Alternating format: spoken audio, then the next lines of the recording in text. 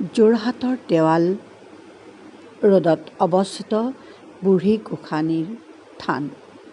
এই থানত এইবাৰ বিশেষভাৱে এটা পৰিলক্ষিত হোৱা দেখা গৈছিল যে চাকি বন্তি জ্বলোৱা।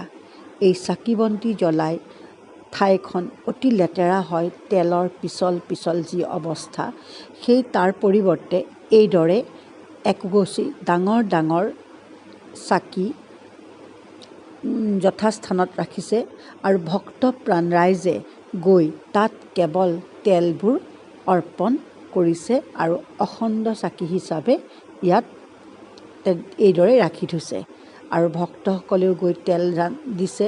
কোনো লেতেৰা হোৱাৰ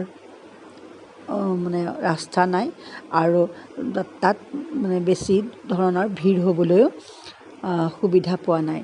গতিকে আশা কৰিছোঁ অসমৰ সকলো মন্দিৰত এনেকুৱা ধৰণৰ একোটা শৃংখলাবদ্ধ কাম হ'লে মানুহে সুবিধা পায়।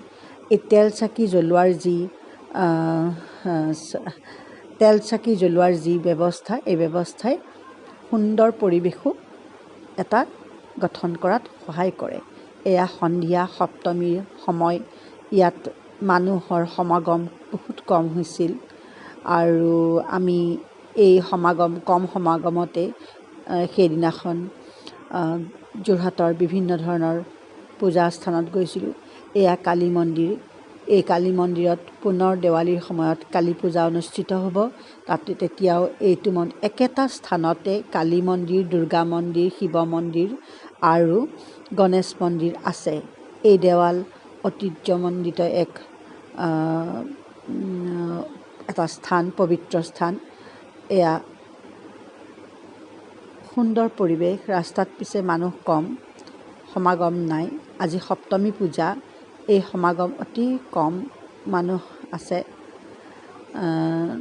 তাৰে ভিতৰত আমাৰ পৰিয়ালটোৱে কম মানুহৰ বাবে সেইদিনাখন পূজা উপভোগ কৰিলোঁ।